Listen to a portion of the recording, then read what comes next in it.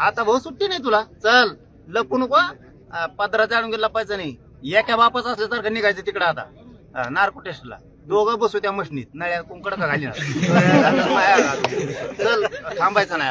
मात्र पुढून काय त्या संदर्भात काय आलं का? परवानगीच्या संदर्भात देखील तुम्ही अर्ज दिलेला होता, त्यावर काय नेमकं प्रक्रिया झाली? मी आपली मागणी केली, त्या ह्या गाडीने केली तिकडून. चल ना म्हणा आता, बघा लपायचं नाही राव. जे असं ना जातवान वागायचं, जातवान वागायचं. तेव्हा म्हणलं की मी दुसऱ्या दिवशी सकाळीच अर्ज दिला. आणि माझं तो अर्ज जर चुकीचा असत, तुम्ही कसाही लिहून आणा, कोर्टात चला, हायकोर्टात चला, सुप्रीम कोर्टात चला, राष्ट्रपतीकडे चला, राज्यपालकडे चला, तुम्ही कुठं चला, तिथं सह्याने केल्यात 2 बापाच्या हवला. मी शेतकऱ्याचं पोरग, आम्हाला खरं पटत, खोटं नाही पटत. तो खोटा, तुला हे करायची गरजच नव्हती हो. राजकारण चालू असतं, पाडापाड्या चालू असतात, एकमेकाला प्रेस घेणं चालूच असतं, एकमेकाविरोधात भाषण करायचं, घातपातापर्यंत चालला तू. आणि ती बी माया. आता भाऊ सुट्टी नाही तुला, चल लपू नको. पदराच्या अडून लपायचं नाही. एका बापाचं असल्यासारखं निघायचं तिकडं आता नार्को टेस्टला. दोघं बसू त्या मशनीत, नळ्या कुंकड का घाली चल थांबायचं नाही. दादा, तिसऱ्या आरोपीला अटक केलेली आहे, मात्र त्याचा जो कॉल आहे, CDR आहे, त्या संदर्भात नेमकी मागणी काय असणार आहे? का तो अटक केलं गेलं, पण ती पुढची प्रक्रिया आहे ती व्यवस्थित पद्धतीने सुरू असं वाटतं? ते कोण पोरग आहे ना मला माहित पण नाही. ते कांचन काहीतरी त्या पोरांचं नाव. त्यांनी यांना घरी येऊन नेले आणि परळीला नेले.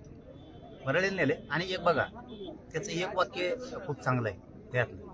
तसे सगळेच चांगले आहेत, पण एक आणखीन थोडं चांगलं आहे मुख्य घ्यायला.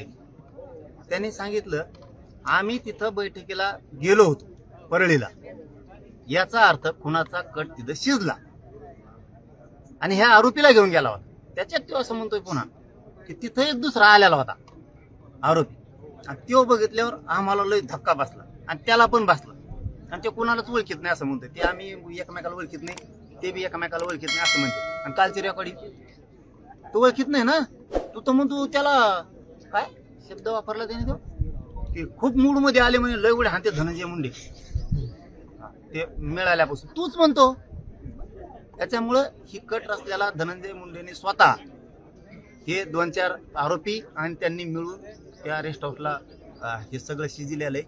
हे सत्य आहे आणि हे उघड पडणार. आता फक्त अजितदादांनी सांभाळून राहावा. अजितदादांनी खोडा घालू नाही. अजितदादांनी विनाकारण आता बळ द्यायचं कमी करावं. खरं खरं काढावं. काय असेल मी तयार आहे म्हणतो ना. मग त्याला काय, इथं मंत्री फंत्री आमदार नाही असं म्हणलं ना, तर मग लय गोळ होईल. उलटा सुलटा मी बोलून नाही दाखवत आता, मग गोळ होईल. प्रत्येक वेळेस वाचवायचं नाही. मी म्हणतो ना चल, तू म्हणतोय चल, मग प्रॉब्लेम काय? प्रॉब्लेम काय? मग चला, नार्को टेस्ट सगळ्यात मोठी का ती, तिच्यापेक्षा काय मोठं असेल तर ते पण. दादा, या प्रकरणात तो जो गरुड आहे तो वेगवेगळ्या नेत्यांना भेटत होता, वेगवेगळ्या लोकांना भेटत होता आणि मी जरांगे पाटलांच्या जवळचा आहे असं सांगत होता. काय नेमकं तुमच्या परिसरात तिथे थांबत होता? काय नेमकं आयला मी त्याला खरंच बघितलंच ना राव. ते कोणी मिळणे आणि ते सांगत होतो मी भाकरी करायला होता आमच्या आमचाच फेस पाड्या भाकरी करू करू बायको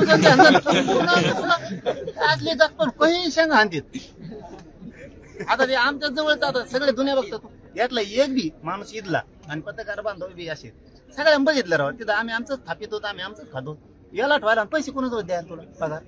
हे खूप हे बघा, विनोदाचा भाग नाही बाई, हा लय मोठं षडयंत्र आहे. ह्या टोकाला धनेने जायलाच नको, ह्या टोकाला नको जायला बाई. ठीक आहे, विरोध करणं चालू राहतं, चालू राहतं. तू मुळावरच उठायला लागला आणि माझ्या मी एवढा सोपा आहे. आता मी एवढं सोपं आहे. गाड्याच काय सांगतो, माझ्याजवळ बिगर नंबरचीच गाडी आहे, तीच देतो. तुम्ही जाच नसता मग गोळ्या औषध घाला. याला बायाचे धंदे करायला तू आता. अरे बाया जेवणात औषध घालत्यान राव. काय कच्चे पाठीले तो. पण एक झालं याच्यातून मराठ्यांसाठी, मराठा जिंकायसाठी मी जिद्दीनं लढलो. पण जिद्दीला लढणाराला हरवायची ताकद नाही यांच्यात, म्हणून त्यांनी हरवायचे प्रयत्न नाही केले. तर खून कट रचून खून करायचे, कट रचले.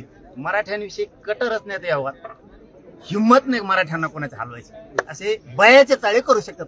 दादा, एवढा मोठा कट शिजला गेला, पण जे राज्याचे गृहमंत्री आहेत, दोन्ही उपमुख्यमंत्री आहेत, यांनी कुणी तुमच्याशी संपर्क साधला का हे सगळं झाल्यानंतर? आणि सरकार या कटाकडे नेमकं कसं पाहतंय? काय कारवाईच्या अनुषंगाने सरकारने काही उच्चस्तरीय पातळीवरून काही आदेश वगैरे दिले, तसं काय झालं तुम्हाला माहिती नाही? मला ते काय माहित नाही. मी पण विचारलं नाही, मी पण फोन केला नाही. फक्त पहिल्या दिवशी फोन केला मी, ते दुसऱ्या दिवशी यांनी अलिबाबांनी सांगितलं अलिबाबा नाही ती अलिबाबा तिकडचा आहे ही शेत केली त्या झाडावर बसतो ते झाड तोडतो आणि फांदीवर पडवतो त्याच फांदीवर पडतो तीच फांदी तोडतो आणि त्याच्यावरच बसतो यांनी फक्त त्या दिवशी सांगितलं मी तेव्हा मला नार्को टेस्ट करायची तर मी तयार आहे मुख्यमंत्र्याला सांगितलं आता याच्यात मागे सारख्यात नेण्याचं तुम्हाला मग मी अडचणीत आणणार तुम्ही खऱ्याचं खोटं खोट्याचं खरं करायचं ना तेव्हा म्हणतो ना नार्को टेस्ट करायची तर हो द्या मायामुळं सगळे तर बाहेर येईन त्याचं कोणाकोणाचं काय केलंय महादेवभाई मुंडेला काय केलं त्या बापू आंधळेला काय केलं त्या गीतेंना काय केलं संतोष भाईच्या देशमुखांच्या प्रकारात किंवा अंधारातून किती चाली रस्त्या हे तरी लोकांना माहित होईल अरे ते वंजाऱ्याला सुद्धा सुख नाही यार याच्यामुळं चांगले जात सुद्धा याच्यामुळे बदनाम होती विनाकारण आणि आता त्यांना रस्त्यावर उतरतो रस्ता रोको करा काम करा म्हणजे गरीबाला तुला गरीब मराठ्यात त्याचं टोला टोली लावून द्यायची आणि पाप तू करी जाय आता दोघंच आपण टेन्शन घ्यायचं नाही वंजारी नको मराठी नको दलित नको मुस्लिम नको बहुजन नको कुणीच नको तू नार्को टेस्ट चल मी चल घालून तिथं कानाळ्या घालत 2-2 अडीच घालून दे चल तू इकडे चल पटांगणाच्या मशीनीत जाऊन हाक तिथं पण चल पाटील कटाचा भाग हा तपासाचा भाग राहिला तपास यंत्रणा कामाला लागलेले आहे गेल्या 2 वर्षापासून बीडमध्ये सामाजिक अस्वस्थता आहे सामाजिक दरी पसरली आहे बीडचं नाव घेतल्यानंतर इथल्या लेकरांना बाहेर जिल्ह्यात रूम देखील देत तुम्ही मोठे बंधू म्हणून एक काय सामाजिक आव्हान कराल की ही कुठेतरी सलोखा निघाला पाहिजे सर्व पूर्वीसारखे सगळे एकत्रित बसले पाहिजे तुमचा सल्ला मौलिक सल्ला हवाय महाराष्ट्र मला दादा एक सांगा मी चांगलेच ऐकत नाही पण तुमचं ऐक मी चुकलो कुठं मला प्रामाणिक पत्रकार म्हणून बी दाखवा माणूस बनवून बी दाखवा माणूस म्हणून पण बोलतो मी चुकलो कुठं मी ना बहीण भावाला कधी विरोध केला मी त्यांना सांगितलं होतं तुम्ही मला विरोध करू नका तुमचा माझा काही संबंध नाही बहीण भावाचा म्हणजे आज खरं सांगवलं मी बीडच्या पत्रकार बांधवांना आपण निरोप सुद्धा पाठवली होती ते ज्या वेळेस माझ्या विरोधात टीका करत होते त्या वेळेस मी निरोप पाठवली त्यांच्या माणसाकडून त्याच्यात 2 मोठे अधिकारी आहेत आणि एक त्यांच्या जातीचा मोठा नेता पण म्हणतो आणि ते दोघांच्या पण ताटात खातो दोघांच्या पण मी सांगितलं होतं मी यांनी कधी आम्हाला विरोध केला नाही हे विनाकारण भाषण करते राहून माझ्या विरोधात बोलतात काय पण हे दोघं पण तुम्ही करू नका मी तुम्हाला दोघा बहीण भावाला विरोधक मानला नाही 3दा सांगितलं चौथ्यांदा पुन्हा बोलले पुन्हा त्यांनाच पाठवलं म्हणलं थांबा बरं का एकदा जर मी भिडलो तर तुम्हाला वाटत होतं 25 वर्षाची झालं मी पाडी ना मग माझी चूक काय तुम्ही बोलल्याशिवाय मी बोललो नाही आंबडला आमचं आंदोलन आंतरवाली सुरू आहे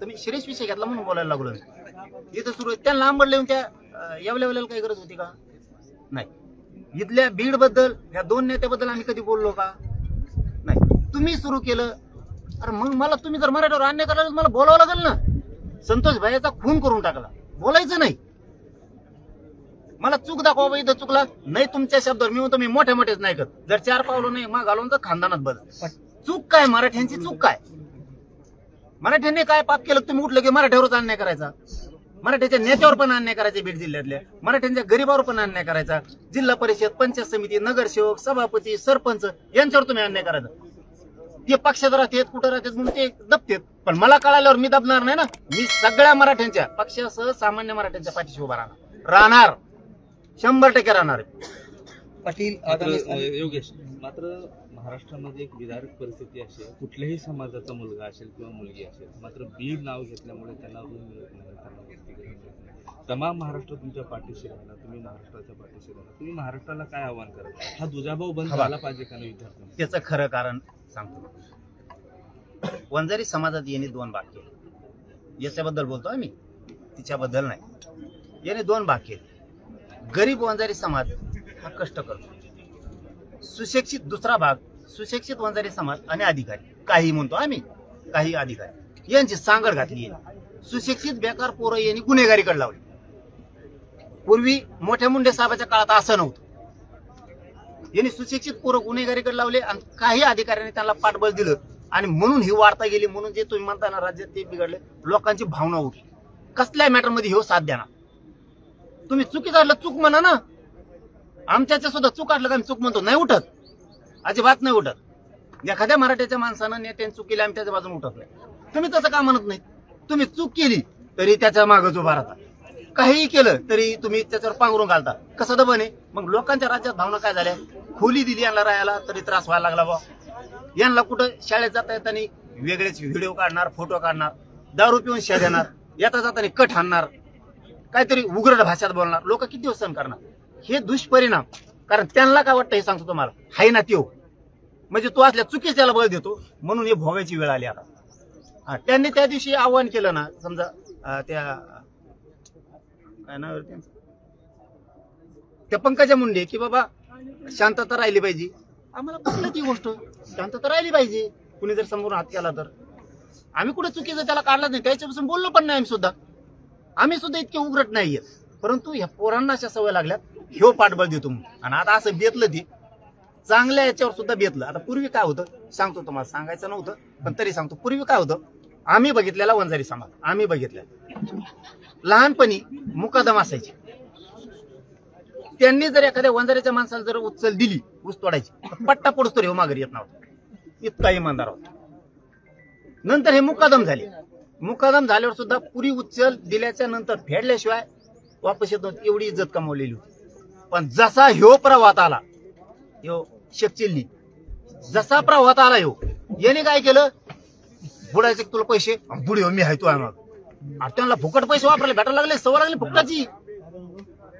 असे सुद्धा अंगलोट आल्या बाजू. यांनी ज्यांना ज्यांना प्रशिक्षण दिलं त्या वंजारी समाजाची वाताहत झाली. आणि जे जे मोठ्या साहेबाच्या प्रवाहात राहिले म्हणजे मुंडे साहेबाच्या, ते लोक जशाला तसे व्यवस्थित वागतात, त्यांना जे खरं आहे ते करावंसं वाटतं, खोट्यात त्यांना पडावं नाही वाटत. आता बघा तुम्ही, यांनी माई घातपाताची सुपारी दिली. आता काही लोक त्यांची नाही केलं नाही म्हणते, तुमची कधी बुद्धी ठेपायला ना की खरं आहे कसं एकदा चेक करा. होणार सिद्ध तुम्ही, मी माझ्या जाती पुढे सिद्ध होतो, त्याला होते त्या जाती पुढे सिद्ध. तू चुकीच आहे का नाही, मी चुकीच आहे का नाही, चल नार्को टेस्ट.